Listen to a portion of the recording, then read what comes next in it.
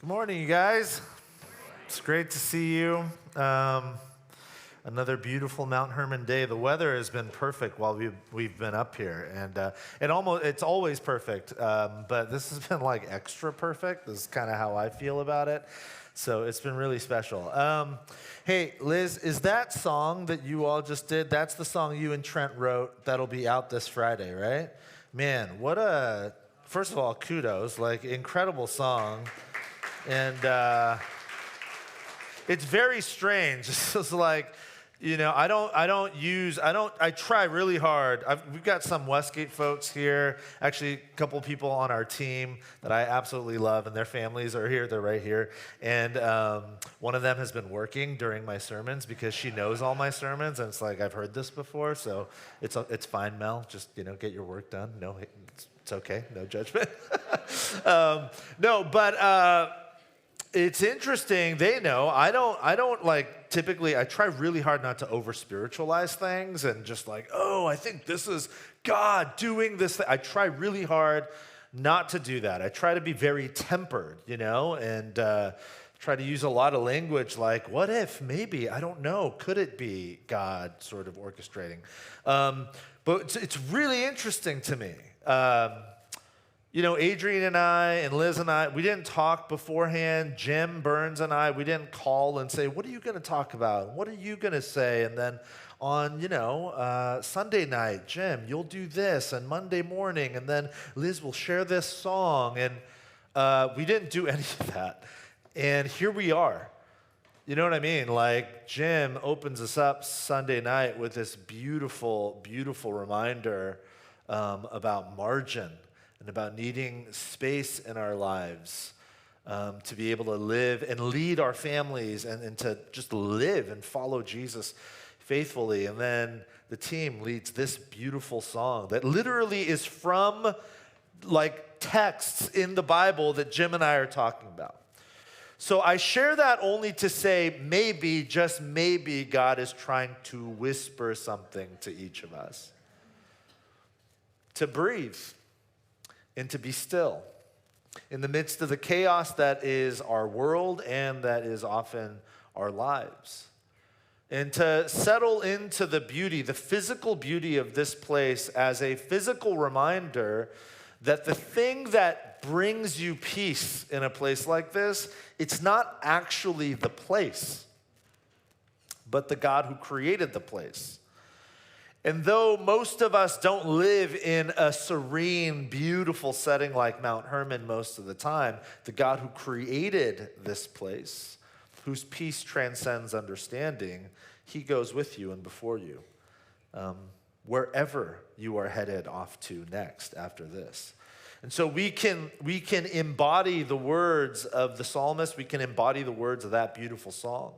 That our souls can be still in the midst of the chaos, in the midst of the madness of raising a family and the 9 to 5 and whatever else we face. Our souls can be still because the God whose peace transcends all understanding is with us, whether we're here in this incredible place or in the concrete jungle of life, or something in between.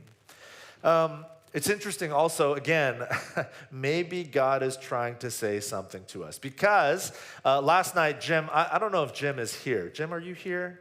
Somewhere? Oh, there you are, Jim. Okay. I told Jim this in passing last night. So much of what he had to say last night almost felt like a part one to a part two this morning. So again, I think maybe God is trying to speak to us very clearly here this week. I told Jim in passing yesterday, the first 10 years or so, the first decade or so of my local church ministry life was spent working with students and their families, high school, middle school students, and eventually college students. So I grew up, he mentioned it in passing last night that he used to speak at these youth specialty events. If you don't know what those are, you just thought it was like something, like a youth specialty. Sounds like a... I don't know. I don't know what it sounds like, like a clothing line or something. Youth specialties they're still going strong, but when I was a youth pastor, it was a massive organization. They used to do these national conferences. That's what Jim's talking about. And I've known of Jim Burns for many years because when I was a youth pastor in my early to mid-20s and into my late 20s, every year I would take all of our youth leaders, all of our volunteers, and our staff, and we would trek down to Southern California or up to Sacramento for one of these regional events. They would do several of these regionals throughout the country. And just one regional, either Sacramento or SoCal, there would be, I don't know, Jim, probably 5,000-6,000 people in the room. It was just this massive arena of like thousands of men and women who were committed to pouring into the lives of teenagers and their families. And I used to go to this every year. And I would see Jim speak, and I share all of that to say, last night he said something. He talked about the 1% rule. You guys remember that? If you do the math, this is really fascinating. 1% of your week is about 90 minutes. So can you give 1% of your week to, if you're married, to your spouse? Can you give 1% maybe to your children? Focused, phones off, no agenda, just like, right, with your kids, pouring into them spiritually and relationally and all those things. 1%.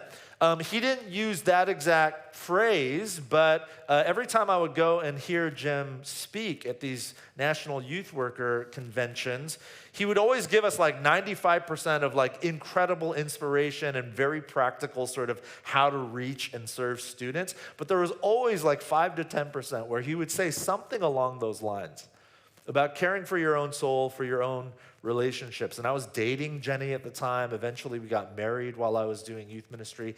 And I can tell you today, 20 years after the fact, that applying what Jim said last night to our relationship and to our marriage and now to our role as mother and father to our children, I would not be here had I not lived what I was taught and told by men like Jim and others in my early 20s. And it's never too late. It's never too late. I mean, maybe you find yourself here today, like me, in your early 40s, and you're like, I don't know, man, I'm already in my early 40s. My kids are getting older. It's kind of a lost cause. It is never a lost cause. God is in the business of redemption. He can redeem any mess you've made or any mess that has been made for you that you did not choose. God can redeem it. So I would just tell you, as somebody who has lived this from experience, it's kind of weird if you think about it, right? Like, my wife is the human being on the planet I love the most. And it's hard for me to give her 1% of my week. I mean, if it is true that our times and our calendars actually tell us the truest story about what we value most, the reality is like, you know, I get it. The math doesn't work out. Like, you have to work 40 hours a week. But outside of the 40 hours, if you think about how much time and energy, mentally, emotionally, you put into work when you don't necessarily have to, I mean, it tells you something about, you know, not just your words like, I love my wife, I love my spouse more than anything, but like, what does your actual time, your actual energy tell you about your values, about the way you see life and the world? So I would really encourage you.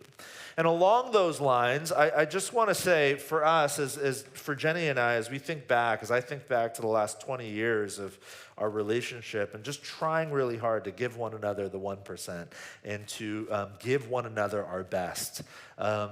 You know, it's required lots of things. Jim also talked last night, a beautiful passage from Hebrews about endurance, about perseverance.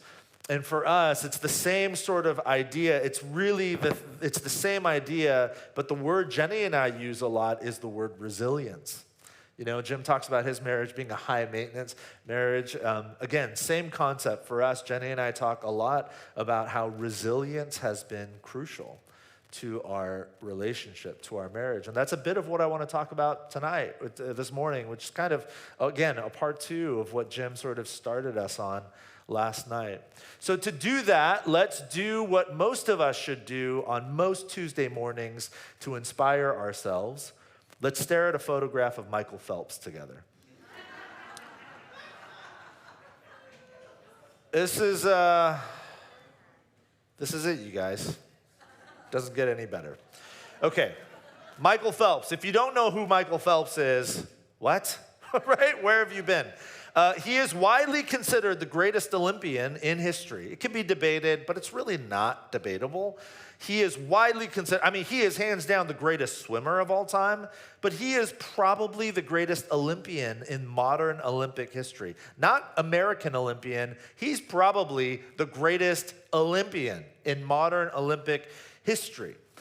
He's the all-time winningest Olympian in modern Olympic history, 28 total medals. In fact, this is from Wikipedia. Let me show you the list of all the medals he has won.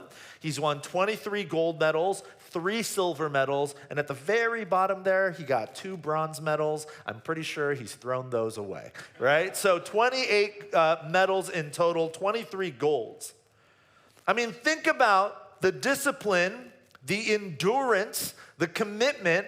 Think about the grit, as Jim talked about last night. Think about the resilience required to achieve this height of athletic excellence. I would venture to guess, and I think this is a safe guess, no one here at Mount Hermon, many of you, I can tell just by looking at you, like you stay fit, you exercise, you're disciplined, and many of us, even if we don't exercise regularly, we're disciplined in a variety of ways. Parenting alone is discipline, so we're all disciplined in some ways, but here's what I do know. There is no one in this room who has experienced the depth of resilience and discipline on a physical, mental level like Michael Phelps. Because you do not do what this man has done without almost supernatural resilience, right? You don't win 28 Olympic medals just kind of by ho-humming your way through it. Even if you're incredibly naturally gifted, which he is. Let me show you another photograph of Michael Phelps. This is September 30th, 2014, at 2:30 in the morning in the Baltimore Police Department, where Michael Phelps is being arrested for a DUI. Some of you know this part of his story. This was not the first, and it was not the last time that Michael Phelps was in the news for reasons that he wished weren't reality. Now, thankfully, Phelps' story is a really beautiful one. It's a profound one at this point, where he's gone through treatment and rehabilitation, and he sort of found himself on the other side of some of his demons in a really healthy place, and I celebrate that. And I don't show you this photograph of Mr. Phelps because I'm here to indict him or to even criticize or critique him. This is all of us. There is a delta, a massive delta, between our best moments and our worst moments. It's just that Michael Phelps is globally famous and we are not. It's the only reason I could Google a photo of this, but can't Google a photo of your or my worst moments. But they're there. We all have them. So the question is, how does someone like Michael Phelps, the greatest Olympic athlete in modern Olympic history, who clearly has incredible discipline, incredible endurance, unspeakable amounts of resilience, how does someone who has achieved that height of excellence also fall so far to be arrested multiple times on something as ridiculous as a DUI? How does that happen? How does that delta or that difference come into play? There's a researcher at the University of Michigan. His name is Scott Goldman, and he has spent many years deep dive researching and monitoring high-level athletes, specifically Olympic athletes like Michael Phelps. And he says this. He says, think about the roller coaster ride prior to the Olympics and just how fast and hectic the mad dash is. This 100-mile-per-hour ride comes to a screeching halt the second the Olympics are over. The athletes are just exhausted. It was such an onslaught to their system. And when it's all said and done, they are depleted. This is how someone who can win 23 Olympic gold medals can also find themselves within just a few months of that experience in a police station being arrested on a DUI charge. This is how it happens. And this is how it happens in all of our lives. In our best moments, We muster up the strength to run and push hard and fast, to work with God to craft the life that we think God has for us, for His glory and for the good of those within our care, our families and our children, our spouses, whoever it might be. But at some point, you find yourself depleted. Like you do not have an endless well of strength and energy and endurance. Do not believe the lie that you do. You cannot push 100% of the time. It is not humanly possible. And when we are at our depleted point, when we are on E, on empty, that is, I believe, when the enemy of God most often, like at the beginning of the biblical story, Adam and Eve have these two kids, Cain and Abel. Cain kills Abel. He gets really mad at him. But before Cain kills his brother, he's really angry at him. And what does God say to him? Hey, Cain, chill out. Sin is crouching at the door. Like the enemy of God is crouching, lurking around, waiting for you, not when you're at your best, but when you are at your most exhausted. He's crouching and in your weakness, ready to pounce. So what do we do with this? How do we navigate this? According to some recent studies, 60% of American adults, 60%, say that they are more tired today than they have ever been in their entire life. Some of us can relate, yes? Yeah, okay, I see hands going up. I didn't even ask you to raise your hand, but you were like, that's me. 60%, I belong. That is me. I feel seen and heard. Yeah, totally. We feel exhausted right now. It's the unique situation and season of life that we're in, culturally, what's been happening in recent years. It's all of that, COVID, just everything, madness, right? 58% of American adults today say that they feel unfocused or disjointed almost all of the time. That's probably many of us as well. Right? There's so much going on, not just in our lives, but in the world, and we're trying to navigate it all. None of us really feel like we know what we're doing or that we've got things together, and it's exhausting. Here's the thing, culture doesn't help us here. In a culture that is as achievement-oriented as ours, like in the modern American culture, where achievement is put on this idolatrous pedestal, like you've got to achieve in your career, with your family, whatever it might be, your personal goals, all of those things. In fact, I can tell you, and I can say this even though it's hard to talk about, I can say this because I think I'm in a room full of people who can relate to me here. For Jenny and I, raising an 8-year-old and a 5-year-old, with my 8-year-old going into 3rd grade and my 5-year-old going into TK next year, one of the things we struggle with the most is the pressure to keep up.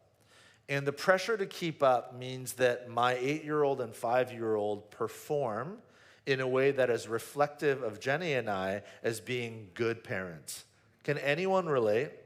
It's like if my kid is not in whatever class and doing this extracurricular and excelling in whatever, like if I don't have that photo of her with the blue ribbon to post on Instagram, I must somehow, some way be failing because all the other families have it. One of the real, I'll just share very honestly with you. My son, who's 5, really bright kid, but emotionally like very sensitive, cries about everything, cried last night in our room because his sister took his stuffy and, just he's that kid. So he's a July birthday and he just turned 5. So he's one of those like in-between kids that could have qualified for kindergarten or TK.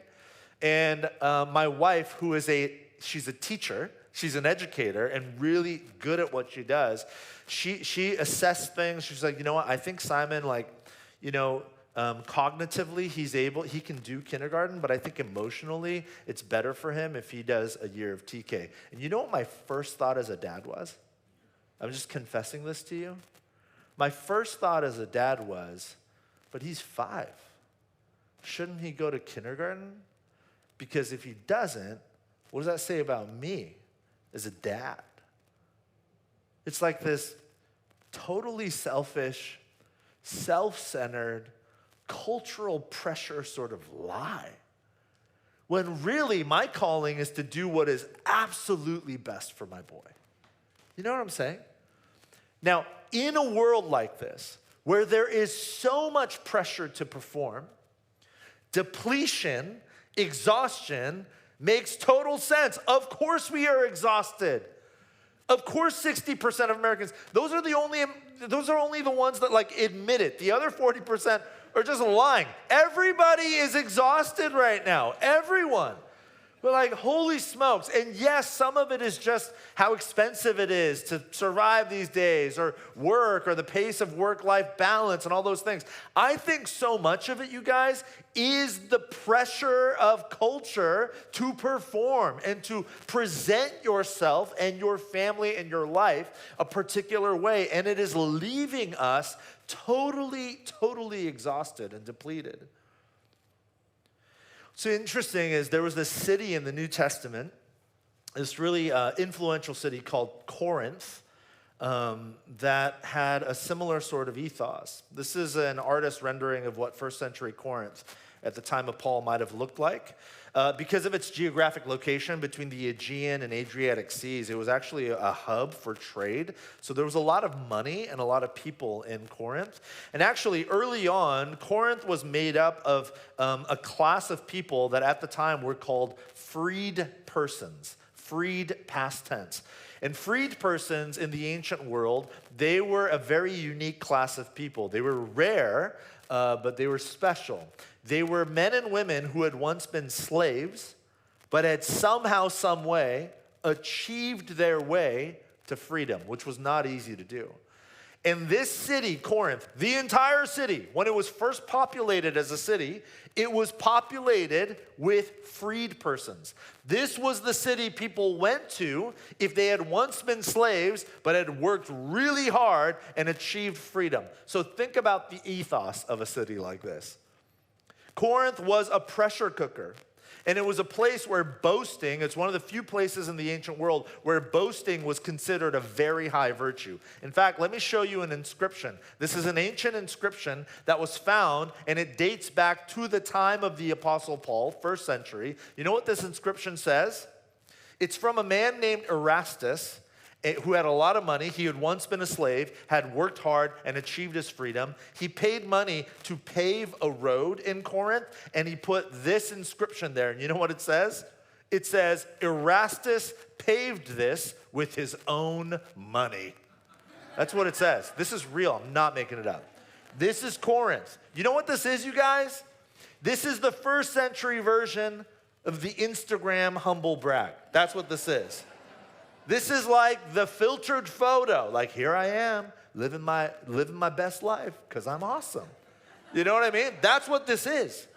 Like, I was a slave, but I worked hard because I'm smart. I'm the best. And now I have enough money to pave a road. That's what this is. This is Corinth. Very similar to our culture today. The best way to summarize Corinth, which I think is also the best way to summarize the culture in which we live today, is in the iconic words of the American theologian Ricky Bobby, who said, if you ain't first, you're last. Right? That's Corinth, and that's us today. If you ain't first, you're last. That's how we feel. And into this culture, what does Paul write? 2 Corinthians chapter 4, verses 7 to 9.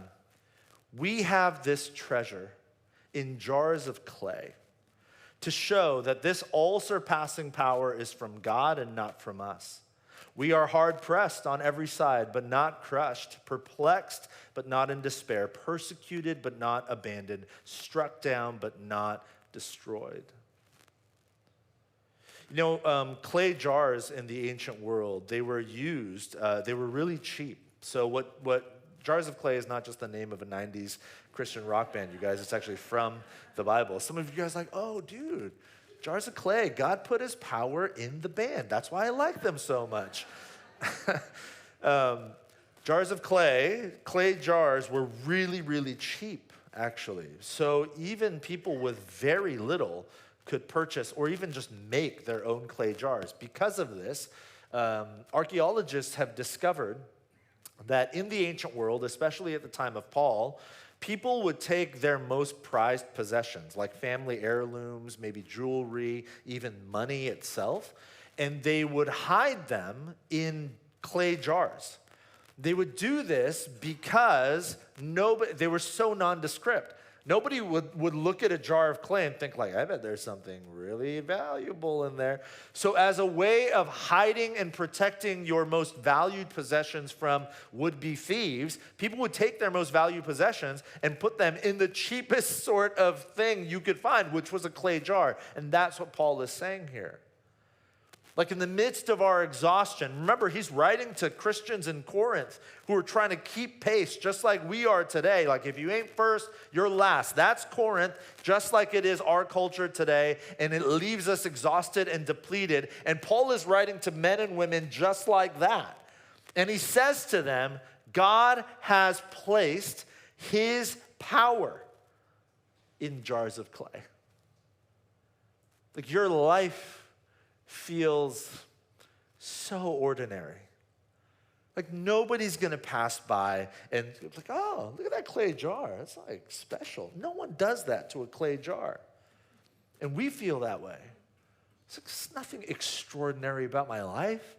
Dude, I'm just like changing diapers and paying bills and going to my 9 to 5 and just trying to survive. Forget thriving. I am trying to survive. That's my life. And Paul says, God's all-surpassing power, you know where he's put it? Right in the middle of your ordinary, boring, mundane, no one would notice life. As exhausted and as tired and as depleted as you are, deep within you, if you are a follower of Jesus, is the all-surpassing power from God. Here's what I would encourage you with. If you want to cultivate resilience, Christ-centered resilience in your life, you have to begin to embrace the reality, and this is reality, that life is a gift hidden in the ordinary. The most precious things of God are not always found on the epic mountaintops of life. They are buried just beneath the surface of the long plateaus. The most precious gifts of life, his all-surpassing power, is in the mundane, boring, nondescript, unnoticed rhythms of your life. Again, we have this treasure in jars of clay to show that this all-surpassing power is from God and not from us. Because if we were left to ourselves with just the jar of clay, there's nothing special about it. But God gives us all-surpassing power. Not in spite of the jar of clay that is my ordinary life, but right into the jar of clay that is my ordinary life.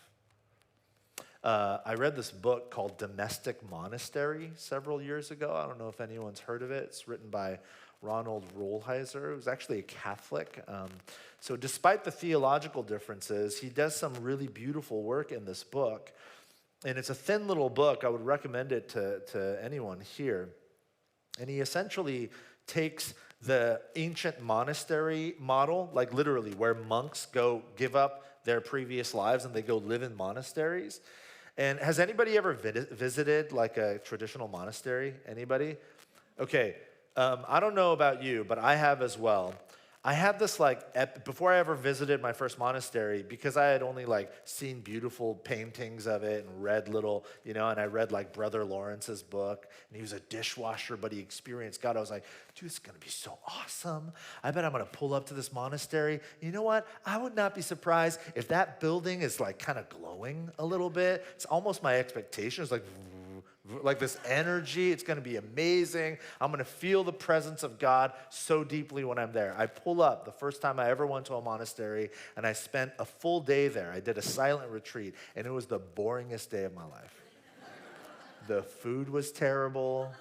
Like, it was just, why am I here? What is this? Do you guys all do this every day? This is not the epic, monastic scene I expected. They ring the bell 5 times a day. They come out, they pray the same prayers over and over, and then they go back and they meticulously garden their carrots or whatever. I'm like, this is what you do? This is not what I thought. This is not Brother Lawrence washing dishes, seeing heaven, right? Like, what is this?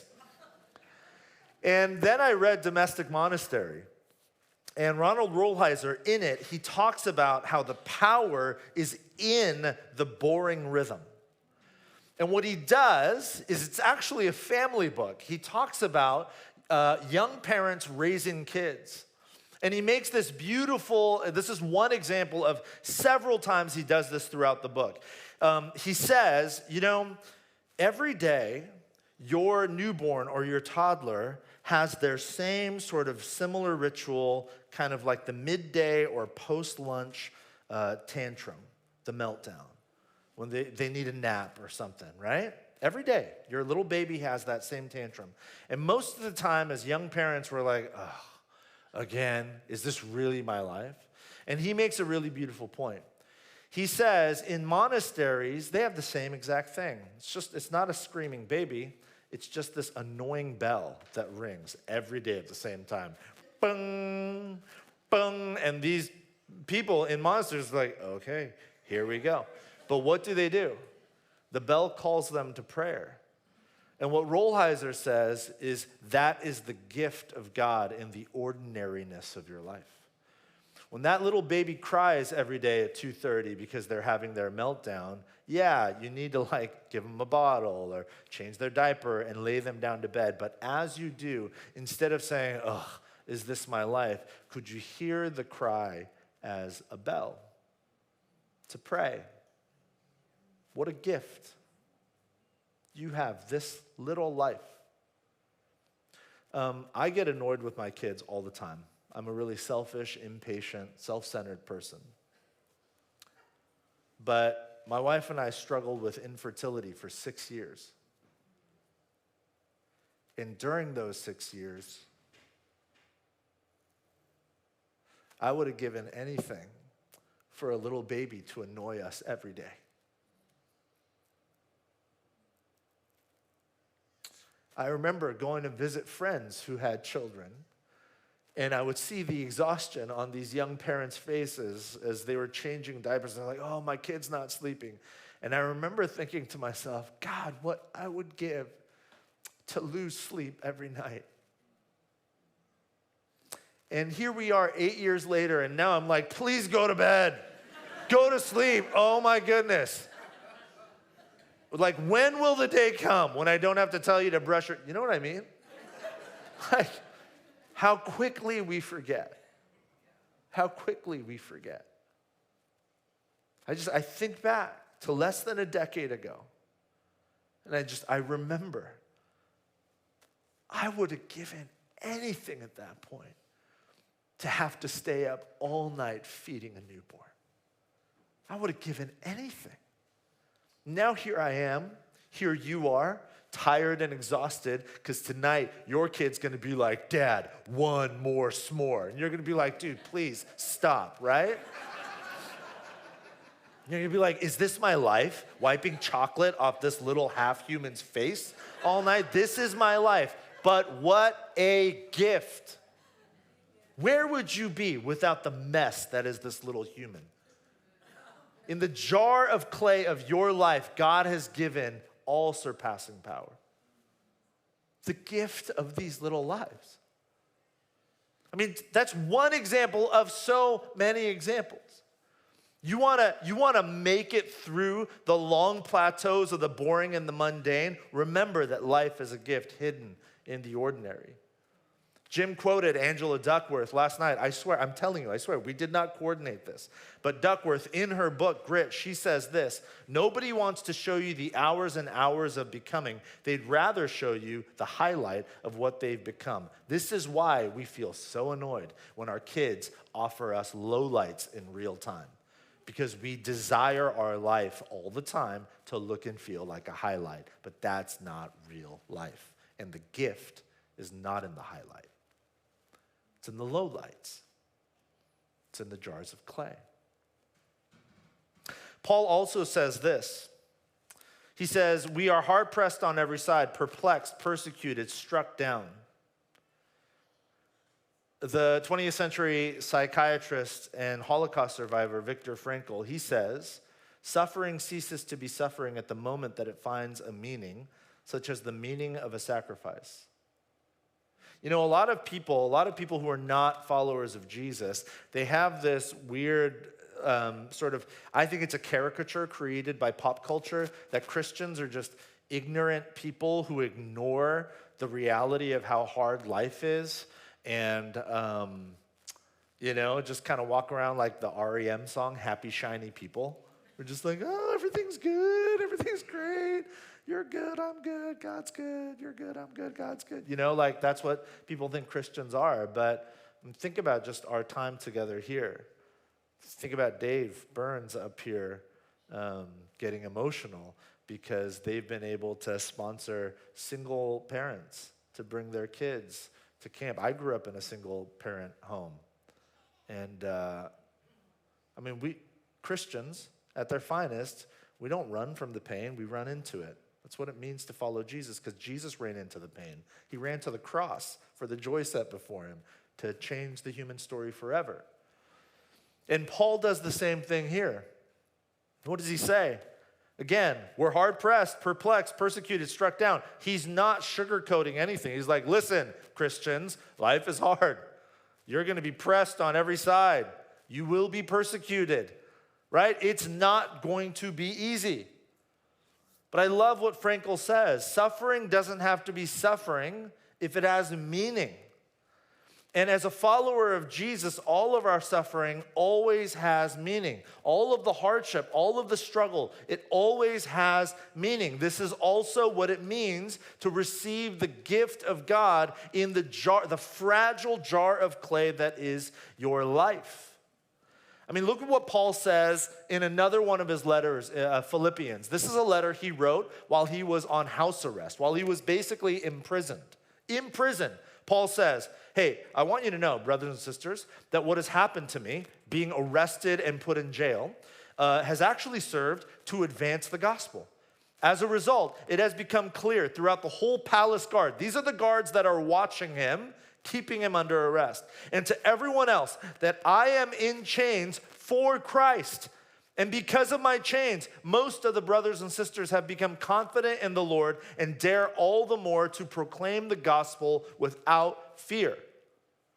Paul doesn't despair in his circumstances. He doesn't despair in his hardship. Instead, he finds meaning in it and he focuses outward for God's glory and for the good of others. And then it leads him to this remarkable statement of incredible resilience. What does he say? This is something we all want to say. Paul says, I have learned to be content, whatever the circumstances. Whatever the circumstances. I know what it is to be in need, and I know what it is to have plenty. I have learned the secret of being content in any and every situation, whether well-fed or hungry, whether living in plenty or in want, whether my kids are excelling at school or struggling, whether I am sleep-deprived or have lots of sleep, whether my business is thriving or it is struggling. In whatever circumstance, in whatever situation, I have learned the secret of being content. And what is it? I can do all things through Christ who gives me strength. It doesn't matter if your kids are top of the class or falling behind. It doesn't matter if your business is thriving or barely surviving. It doesn't matter whether you are excelling and achieving and your LinkedIn looks super impressive or you don't know what tomorrow holds. It does not ultimately matter because God is in the business of imparting his greatest, all-surpassing power into jars of clay. The weaker you are, the greater God can work in and through you. The more you struggle to make sense of it all, the more God is willing and longs to come right alongside you. This is why we can live with resilience. This is why Paul concludes, therefore we do not lose heart. Though outwardly we are wasting away, yet inwardly we are being renewed day by day. For our light and momentary troubles are achieving for us an eternal glory that far outweighs them all. So we fix our eyes not on what is seen, and not on what culture sees, but on what is unseen, since what is seen is temporary, but what is unseen is eternal. God is moving in your life, and in your children's lives, and in your grandchildren's lives, and in your parents' lives. God is moving in ways that you cannot see. And what God does is eternal. It is forever. So no matter how ragged and worn and chipped away and broken the jar of clay that is your life may seem on the outside, take heart and take hope today that God is moving with all surpassing power, not in spite of, but right in the midst of the fragile, frail, broken thing that is your beautiful life. Let's pray together. God, we thank you for the gift of life. We thank you for the way in which you, time and time again, you seem to choose the smallest and the weakest and the frailest and the most unlikely people and places to do your greatest work. And we take a lot of courage in that. And it gives us enough hope and strength to be resilient, to face all that we face in our lives, because we know that as frail and fragile as we may feel, you choose to do incredible things in and through frail and fragile things. So we just ask that you would continue to move in us and through us for your glory and for the good of all. Pray these things, Jesus, in your name. Amen. Thank you so much.